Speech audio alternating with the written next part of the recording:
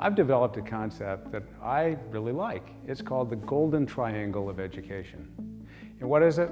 It's about three parts. It's about the parent, the teacher, and the student, the child. And if you get those three parts right, you're a long way toward the goal line. A parent or parents who are thoroughly involved and interested in their own child's education. Teachers who care, and the vast majority of teachers really do care, but sometimes they're inhibited by the bureaucracy and the rules and resources and other things that kind of get in the way. And the child.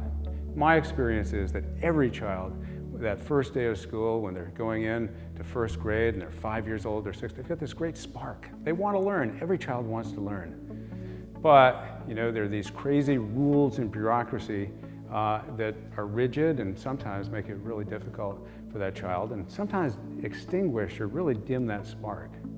One of the major problems I see, and something I think we really need to do something about, is time-based education.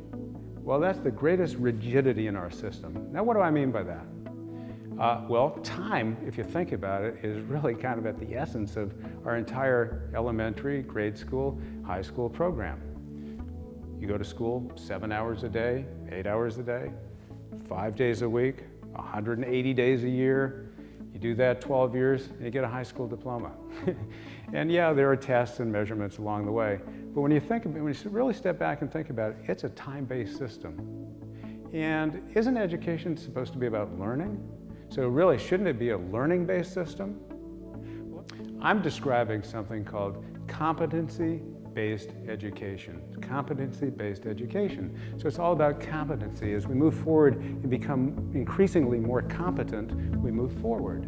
So it's about learning. It's not about time. It's not about inflexible rules, but it's about being flexible. And it's about making sure that that spark of learning for that 5-year-old, that 6-year-old who's come into school maintains and grows throughout the years so that as they become adults, it is still there and it's growing and flourishing. That's what our education system really needs to be all about.